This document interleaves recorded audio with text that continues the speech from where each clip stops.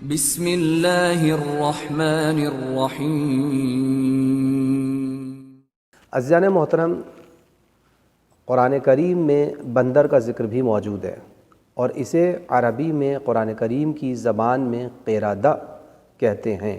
یہ 3 بار اس کا ذکر قرآن کریم میں ہوا ہے، سورہ بقرہ کی آیت نمبر 65 میں، اور اسی طرح سورہ مائدہ کی آیت نمبر 60 میں اس کا ذکر ہوا ہے، اور اسی طرح سورہ اعراف کی آیت نمبر 166 میں اس کا ذکر ہوا ہے۔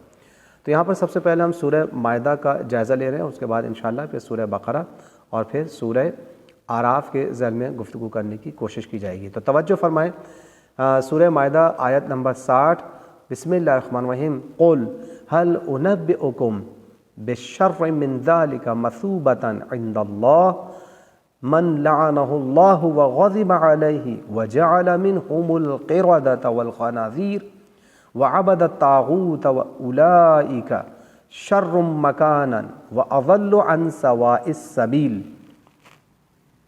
کیا ہم تمہیں خدا کے نزدیک ایک منزل کے اعتبار سے اس سے بدتر کی خبر دیں کہ جس پر خدا نے، اللہ نے لعنت اور غضب نازل کیا، اور ان میں سے بعض کو بندر اور سور بنا دیا، اور جس نے بھی طاغوت کی عبادت کی وہ جگہ کے اعتبار سے بدترین ہے اور سیدھے راستے سے انتہائی بہکا ہوا ہے۔ دیکھا، قرآن کریم نے یہ فیصلہ سنایا ہے۔ توجہ کیجیے گا، اب یہاں پر نیک اور بد افراد اور ان لوگوں کا یہاں پر موازنہ کیا گیا ہے کہ جو نیک افراد ہیں اور بد افراد ہیں۔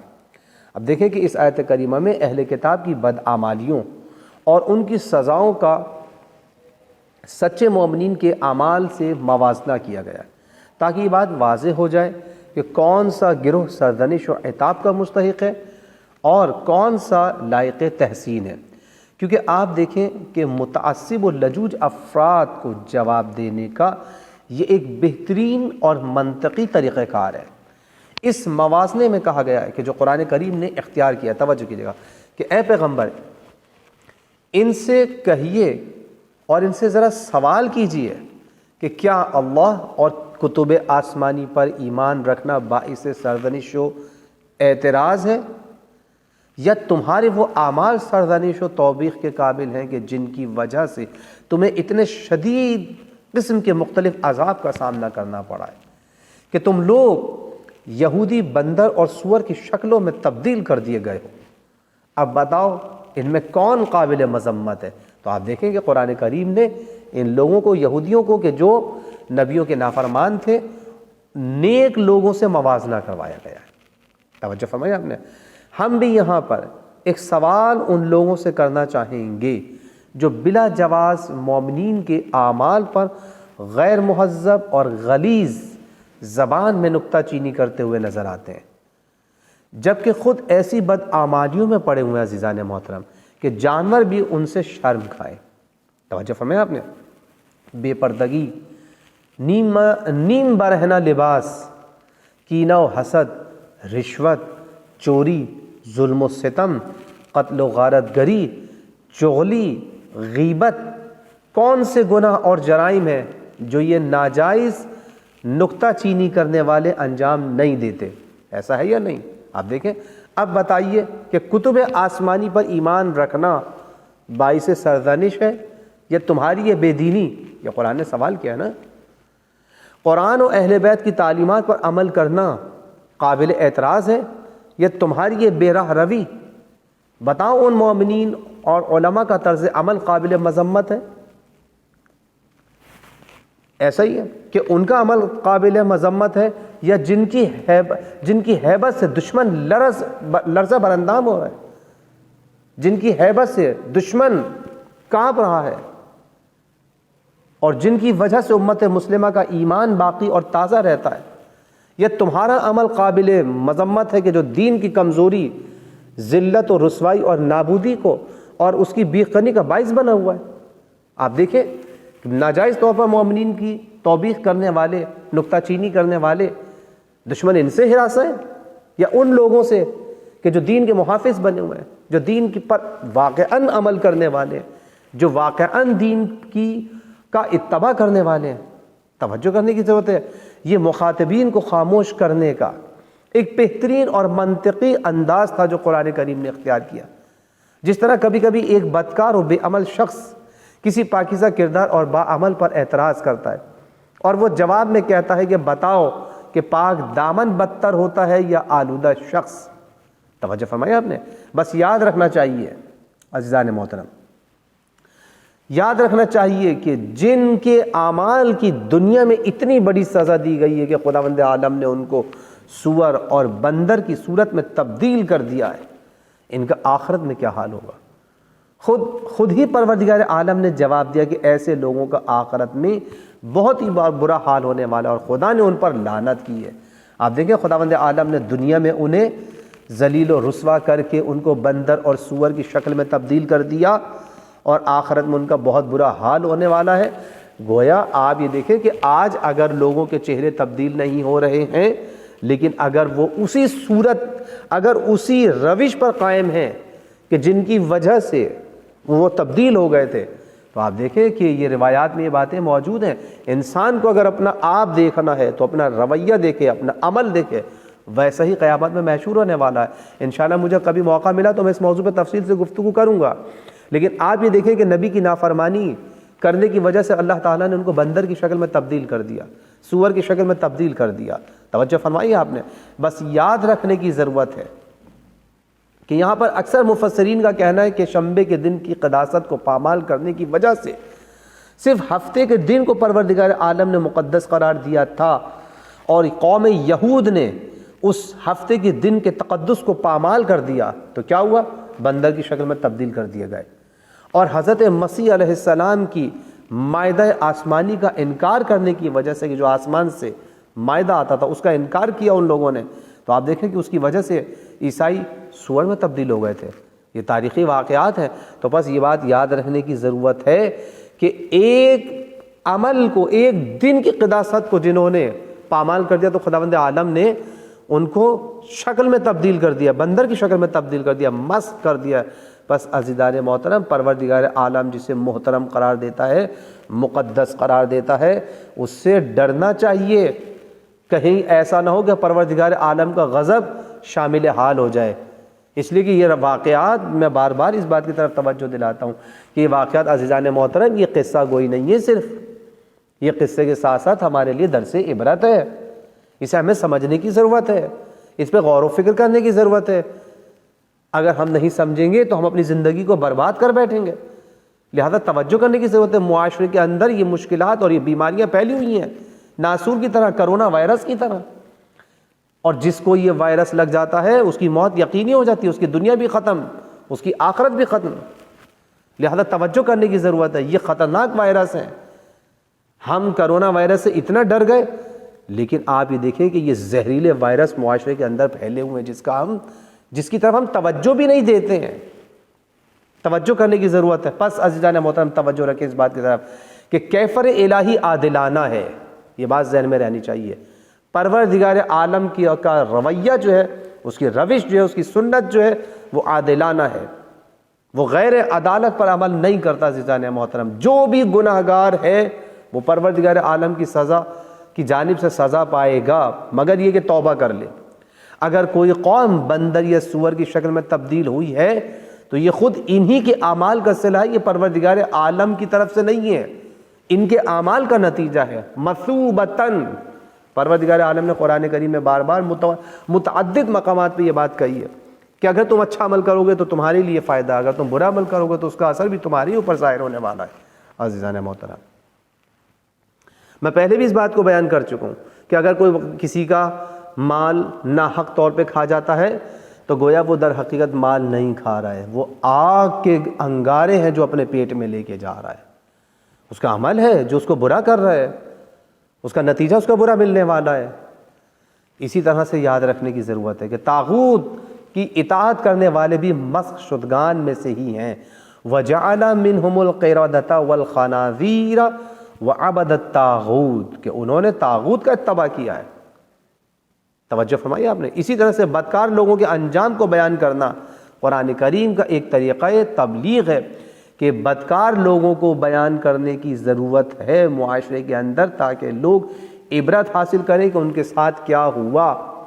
لہٰذا یہ کہہ دینا کہ نہیں جناب جو لوگ گزر گئے ان کی باتوں کو بیان نہ کرو، جو مر گئے وہ ختم ہو گئے، قرآن کریم نے ان سارے مرنے والوں کو جو ذلت کے ساتھ مرے ہیں، جو عذاب کے مستحق ہو کے مرے ہیں، ان کو بیان کیا۔ وَجَعَلَ مِنْهُمْ، پروردگار عالم کی ایک سنت ہے، ان کو بیان کیا جاتا ہے تاکہ دنیا عبرت حاصل کرے، نسلیں سدھریں۔ توجہ فرمایا آپ نے۔ اسی طرح سے پھر حرمت شکن قابل احترام نہیں ہوتا ہے کہ جو حرمت کو پامال کر دے وہ قابل احترام نہیں ہوتا۔ آپ دیکھیں ایک دن کے تقدس کو پامال کرنے والا، شنبے کے دن کے تقدس کو پامال کر رہا ہے کہ جس کی حرمت کو خداوند عالم نے معین کیا، تو قابل احترام نہیں ہے۔ اولئک شر مکانا واضل، کہ یہ شری ترین لوگ ہیں اور گمراہ ترین لوگ ہیں۔ تو جب ایک دن کی قداست کو پامال کرنے والے محترم نہیں ہو سکتے، تو جنہیں پروردگار عالم کے نبی کریم صلی اللہ علیہ وآلہ وسلم نے اتنا محترم اور مقدس قرار دیا کہ جن کی شان میں آیت تطہیر نازل ہوئی، جن کی شان میں آیت مباہلہ نازل ہوئی، جن کی شان میں آیت ولایت نازل ہوئی، اگر ان کی قداست کو، ان کی حرمت کو کوئی پامال کرتا ہے تو یہ بات یاد رکھیں کہ پامال کرنے والے، در سیدہ کو آگ لگانے والے، مولا کائنات حضرت علی علیہ السلام کو اذیتیں پہنچانے والے، امام حسن علیہ السلام کے جنازے پر تیر برسانے والے، مولا امام حسین علیہ السلام کو کربلا کے تپتے صحرا میں بھوکا پیاسا بے دردی کے ساتھ ذبح کر دینے والے کسی صورت لائق احترام نہیں ہو سکتے ہیں، نہ قرآن کریم کی روشنی میں، نہ عقل کی روشنی میں، اور نہ ہی سیرت طیبہ کی روشنی میں، نہ محترم مقدس صحابہ کرام کی نظر میں وہ محترم ہو سکتے ہیں۔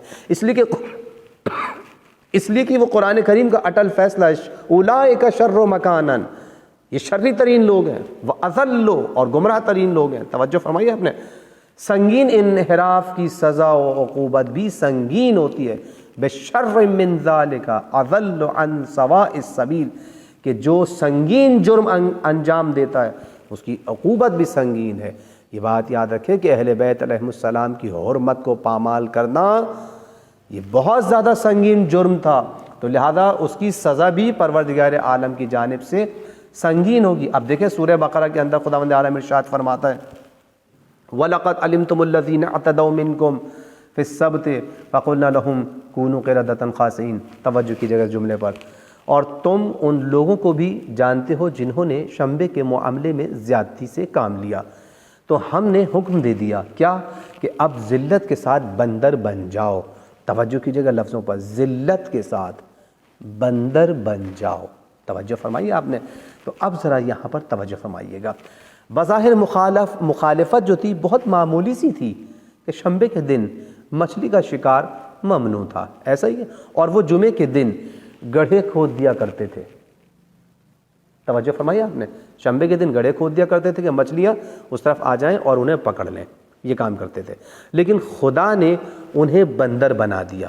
توجہ ہے کہ اتنی سی غلطی کی بنیاد پر، نافرمانی کی بنیاد پر، تقدس کو پامال کرنے کی بنیاد پر، کہ جو بظاہر ایک چھوٹی سی غلطی ہے لیکن پروردگار عالم کی نگاہ میں کتنی بڑی غلطی تصور کی جاتی ہے۔ کیوں؟ حرمت کو پامال کیا جا رہا ہے، شرعی حد پر تجاوز کیا جا رہا ہے، بندر بنا دے گا۔ اگر تمہیں اس طرح کی ہیرا پھیری آتی ہے، پروردگار عالم متوجہ کر رہا ہے کہ اگر تم ہیرا پھیری کرتے ہو، اب یہ بات توجہ رکھیے گا کہ اس دور کے لوگ ہوں یا آج کے دور کے لوگ ہوں یا کسی بھی دور کے لوگ ہوں، اگر تمہیں ہیرا پھیری آتی ہے تو یاد رکھو ہمیں بھی خلقت کو تبدیل کر دینا آتا ہے۔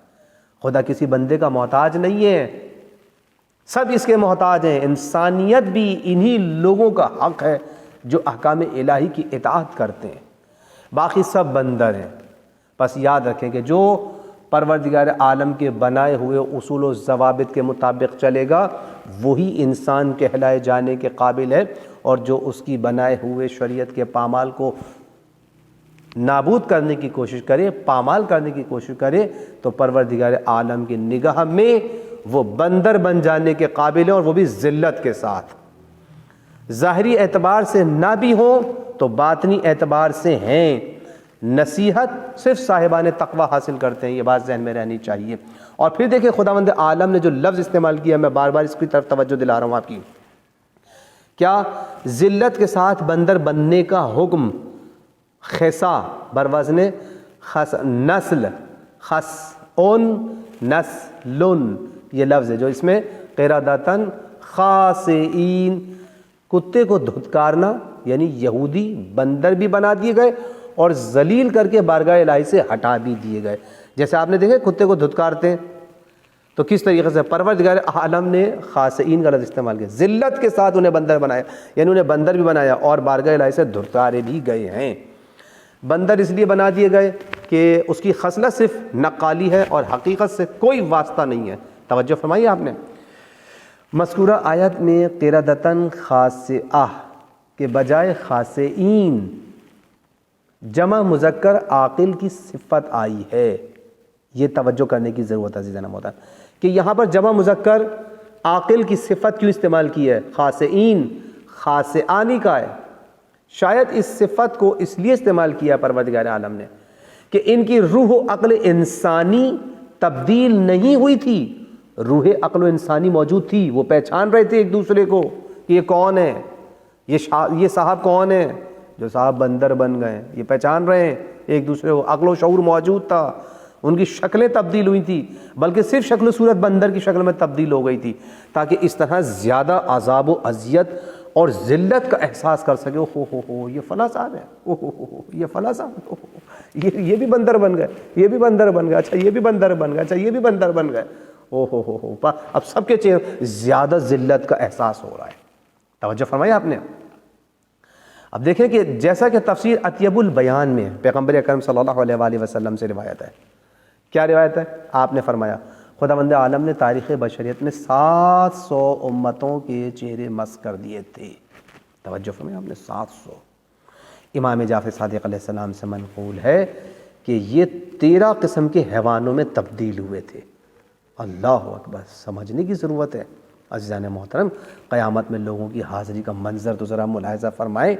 سورہ نبا کی آیت نمبر 18 میں ارشاد ہو رہا ہے یوم ینفخ فی الصور فتأتون افواجا, جس دن سور پھونکا جائے گا اور تم سب کے سب فوج در فوج آؤ گے. اس آیت کریمہ کے ذیل میں مختلف مفسرین نے روایات کی روشنی میں بیان کیا کہ قیامت میں یہ مسخ کا دامن وسیع تر ہو جائے گا. لوگ اپنی باطنی خصلتوں کے مطابق 10 حالتوں میں محشور ہوں گے.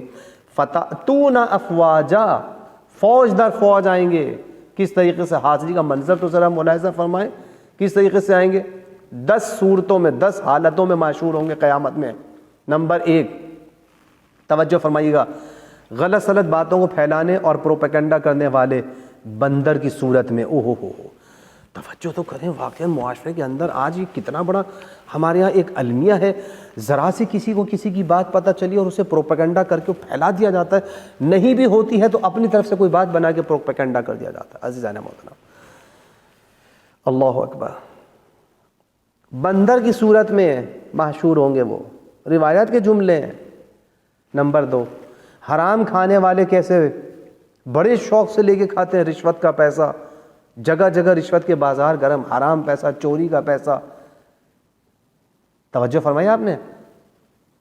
سور کی شکل میں محشور ہوں گے یہ لوگ جو حرام پیسہ کھا رہے ہیں. اللہ اکبر, توجہ فرمائے ذرا ان روایتوں پہ. سود خور جو سود لے کے کھاتے ہیں منہ کے بل محشور ہوں گے. اللہ اکبر, ذرا آپ تھوڑا سا لے کے تو چلیں اپنے ذہنوں کو اس طرف. عالم محشر ہے اور لوگ حاضر ہو رہے ہیں. فتأتون افواجا, فوج در فوج داخل ہو رہے ہوں گے. کس طریقے سے؟ کوئی منہ کے بل چلا رہا ہے, کوئی سور کی شکل میں چلا رہا ہے, کوئی بندر کی شکل میں چلا رہا ہے. یا اللہ, یہ بندروں کو یہاں کیوں بلا لیا؟ یا اللہ, یہ سوروں کو یہاں کیوں بلا لیا؟ یا اللہ, یہاں پر یہ منہ کے بل چلتے ہوئے لوگ کیوں آ رہے ہیں؟ توجہ فرمائیں. یہ محشر برپا ہوگا, ان کے اعمال ایسے ہیں. یہ جانوروں کو کیوں بلا لیا؟ کہ یہ انسان ہے, جانور نہیں ہے. توجہ فرمائی آپ نے. نمبر 4, ناحق قاضی, یعنی جو فیصلہ غلط دے رہا ہے, جج, اندھا محشور ہوگا. توجہ فرمائی آپ نے. اسی طرح سے مغرور, بہرا اور گونگا لایا جائے گا. متکبر جو معاشرے کے اندر غرور کرتا ہے اپنی بات پر, تکبر سے کام لیتا ہے, بہرا اور گونگا لایا جائے گا. نمبر 6 عالم بے عمل اس حالت میں حاضر کیا جائے گا کہ اپنی زبان کو چبا رہا ہوگا عزیزان محترم۔ اللہ اکبر، کتنی بڑی بات ہے۔ نمبر 7 اذیت دینے والا پڑوسی اس طرح لایا جائے گا کہ اس کے ہاتھ پیر کٹے ہوں گے۔ اذیت دینے والے پڑوسی کو توجہ فرمایا آپ نے، اذیت دینے والا جو ہے وہ اس طرح سے لایا جائے گا کہ جو پڑوسی کو اذیت دے رہا تھا اب کیسے آئے گا؟ ہاتھ پیر کٹے ہوئے ہیں۔ چغل خور کس حالت میں آئے گا؟ نمبر 8 توجہ کیجیے گا، آگ کی شاخوں پر لٹکا کر لایا جائے گا چغل خور، ادھر سے ادھر چغلی، ادھر سے ادھر چغلی، سارا دن اور کوئی کام نہیں ہے۔ نمبر 9 عیاش انسان کو اس طرح لایا جائے گا کہ اس کے بدن سے مردار سے زیادہ بدبو نکل رہی ہوگی۔ اللہ، آپ دیکھیں آج پسینے کی بدبو آتی کسی کے پاس بیٹھ کر تو انسان سے بیٹھا نہیں جاتا ہے، لوگ دور بھاگتے ہیں۔ جو جائے کہ مردار سے زیادہ بدبو کسی کے بدن سے نکل رہی تو کیسے لوگ ٹھہریں گے وہاں پر۔ نمبر 10 جابر و مستکبر افراد کو آگ کا لباس پہنا کر لایا جائے گا کہ جو تشدد کرتے ہیں، جبر کرتے ہیں لوگوں پر۔ توجہ فرمائی آپ نے، بس اس بات کی طرف توجہ دینے کی ضرورت ہے، توجہ فرمائیے گا۔ اور اسی طرح سے سورہ اعراف میں ذرا توجہ فرمائیں کہ آیت نمبر 166 میں خداوند عالم نے ارشاد فرمایا فَلَمَّا عَتَوْا عَنْ مَا نُهُوا عَنْهُ قُلْنَا لَهُمْ كُونُوا قِرَدَةً خَاسِئِينَ۔ دیکھیں ہر جگہ پہ یہ بات آ رہی ہے، قِرَدَةً خَاسِئِينَ۔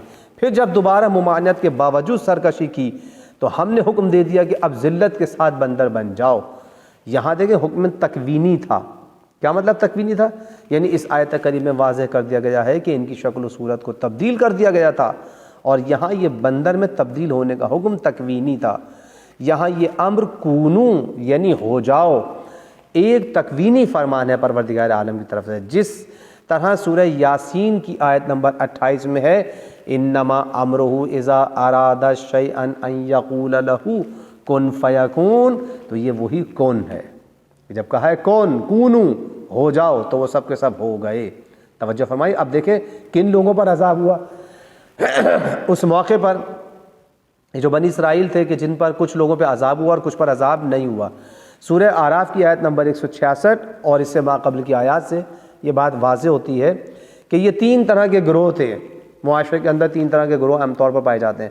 توجہ فرمائیے گا، گنہگار گروہ، خاموش گروہ، اور تیسرا گروہ وہ تھا جو واعظ و نصیحت کرنے والا تھا۔ آج بھی آپ نے دیکھا کہ بہت سارے لوگ جب کوئی مسئلہ ہوا بھی، دیکھیں جیسے وہاں پر مسئلہ ہوا تھا فلسطین میں، تو وہاں پہ کچھ لوگ تھے بھائی ہم تو خاموش، ہم کسی کی طرف سے بھی نہیں بولیں گے، ایسا ہی ہے نا، اور کچھ لوگ تھے کہ نہیں اپنی بساط کے مطابق بول رہے تھے، نفرت کا اظہار کر رہے تھے، اور کچھ باقاعدہ ان کے گناہ میں شامل تھے جو ان کو بچوں پر ظلم اور تشدد کر رہے تھے۔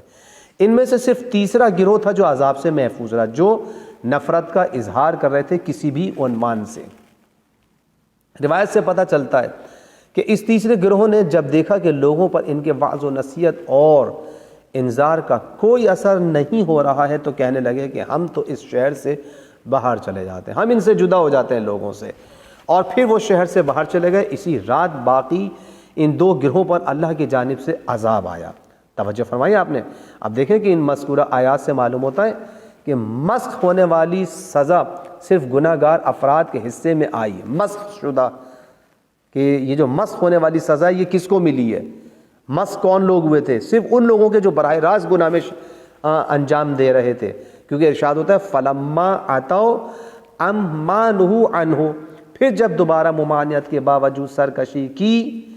اسی طرح ان آیات سے یہ بھی واضح ہو رہا ہے، ان آیات سے، کہ سزا اور عقاب سے نجات پانے والے اور محفوظ رہنے والے واعظ و نصیحت کرنے والے افراد تھے، کیونکہ ارشاد ہوا ہے انجینا الذین ینہون عن السوء، ہم نے برائیوں سے روکنے والوں کو بچا لیا۔ بس عزیزان محترم، اس کا مطلب یہ کہ معاشرے کے اندر پھر بھی وہ لوگ عذاب سے محفوظ رہتے ہیں، مشکلات سے محفوظ رہتے ہیں کہ جو نکتہ چینی کرتے ہیں اور حق بجانب ہوتے ہیں۔ بس ان 2 آیات سے نتیجہ نکلتا ہے کہ 2 گروہوں کو سزا ملی، البتہ مسخ ہونے والی سزا صرف اور صرف گنہگاروں کے حصے میں آئی ہے، جبکہ باقی خاموش رہنے والے ہلاک اور نابود ہو گئے تھے۔ بس عزیزان محترم، یہاں پر ایک نقطہ میں آپ کی خدمت میں اور بیان کر کے اپنی بات کو ختم کروں۔ توجہ فرمائیے گا کہ حیلہ شرعی کے سائے میں خلاف کاریاں کرتے ہیں لوگ، کہ کوئی نہ کوئی حیلہ شرعی اختیار کر لیتے ہیں۔ آپ دیکھیں کہ اگرچہ اصحاب السبت کی حیلہ گری کے بارے میں متعلقہ آیات میں کوئی اشارہ موجود تو نہیں ہے، لیکن اکثر مفسرین نے بیان کیا ہے کیا کہ ان لوگوں نے نہر کے قریب حوض بنا لیے تھے جن میں شنبے کے دن مچھلیاں آ جاتی تھیں اور وہ انہیں پھر دوسری صبح جا کر پکڑ لیا کرتے تھے۔ روایات میں بھی اسی سلسلے میں بہت کچھ بیان کیا، اسی لیے ان لوگوں پر شدید قسم کا کیفر الہی کا کوڑا لگایا گیا کہ انہوں نے حیلہ شرعی اختیار کرنے کی کوشش کی، جس کا مطلب یہ ہے کہ جو چیز شریعت کی نگاہ میں حرام ہے وہ حرام ہی ہے، اسے کسی حیلہ و بہانے کے ذریعے صحیح قرار نہیں دیا جا سکتا۔ شریعت نے جس کو حرام کیا وہ حرام ہی ہے۔ توجہ فرمایا آپ نے، چاہے صحیح انجام پائے یا اسے کسی بھی خوبصورت لباس کے اندر پہنا کر انجام دے دیا جائے، حرام حرام ہی ہے۔ توجہ فرمایا آپ نے، جیسے بندر کو پینٹ کوٹ پہنانے سے انسان نہیں بن سکتا، توجہ نہیں، بندر بندر ہی رہے گا عزیزان محترم، لہٰذا بندر کو انسان کی جگہ پر بٹھا دینے سے بندر انسان نہیں بنا کرتا، بندر بندر ہی رہے گا۔ توجہ فرمائیے آپ نے، لہذا جو لوگ یہ خیال کرتے ہیں کہ گناہ کے ظاہری چہرے کو تبدیل کر کے اسے جائز بنا لیں گے، در حقیقت انہوں نے اپنے آپ کو دھوکہ دیا عزیزان محترم۔ بدقسمتی سے کتنے ہی ایسے دعوی ایمان کرنے والے اس طرح کی حیلہ و تدبیر کا سہارا لینے والے لوگ ہیں اور کوشش کرتے ہیں اور اپنے آپ کو دھوکہ دے رہے ہوتے ہیں اور اس بات کا شعور بھی نہیں رکھتے کہ اپنے آپ کو دھوکہ دے دیا انہوں نے۔ در حقیقت وہ مومنین کو دھوکہ نہیں دے رہے ہیں، وہ اللہ تبارک و تعالیٰ کو دھوکہ نہیں دے سکتے۔ نہج البلاغہ میں بھی اس سلسلے میں موجود ہے کہ مولا کائنات حضرت علی علیہ السلام نے نبی کریم صلی اللہ علیہ وآلہ وسلم سے نقل فرمایا، ایک ایسا وقت آنے والا ہے کہ جب لوگ اپنے اموال کے ذریعے آزمائے جائیں گے اور مال و دولت کی وجہ سے فتنوں میں پڑ جائیں گے، وہ اپنے دیدار ہونے کا اللہ پر احسان جتائیں گے، توجہ کریں، اور اس کی رحمت کی آرزویں تو کریں گے لیکن اس کے قہر و غضب سے بے خوف ہو جائیں گے۔ یہ چاہیں گے کہ پروردگار ہمیں نعمتیں دے، پروردگار ہمیں رحمتیں نازل کرے، ہم پہ اپنا کرم کرے، لیکن گناہوں میں مبتلا رہیں گے اور اس کے خوف اس کے عذاب سے ڈرنے کے لیے تیار نہیں ہیں عزیزان محترم۔ آج بھی دیکھیں لوگ یہ چاہتے ہیں کہ ہم پر رحمتیں نازل ہوں، لیکن عزیزان محترم گناہ تو چھوڑے ہیں، آپ دوسرے کا حق کھانا تو چھوڑے ہیں، غیظ و غضب تو چھوڑے ناجائز۔ یہ کیا ہو رہا ہے؟ انسان غیظ و غضب سے بے خوف ہو گیا ہے، جھوٹ موٹ کے شبہوں اور غافل کر دینے والی خواہشوں کی وجہ سے حرام کو حلال کر لیں گے، شراب کو انگور و خرما کا پانی قرار دے کر اور کہہ کر، رشوت کو ہدیہ کہہ کر اور سود کو خرید و فروخت قرار دے کر جائز سمجھ لیں گے۔ توجہ فرمائیے آپ نے۔ بس عزیزان محترم، یہاں پر اس بات کو سمجھنے کی بہت زیادہ ضرورت ہے، اگرچہ ساحل نشینوں کے لیے مچھلی پکڑنا کوئی قابل مذمت بات نہیں تھی، ممنوع عمل نہیں ہے، لیکن کبھی کبھی ممکن ہے کہ پروردگار عالم اسی چھوٹے سے عمل کے ذریعے اپنے بندوں کا امتحان لے لیتا ہے اور انہیں کچھ وقت کے لیے اس عمل سے روک دیتا ہے۔ دیکھا آپ نے بہت سارے لوگ کہتے ہیں لو بھائی یہ تو حلال ہے، یہ کیسے حرام کر دیا؟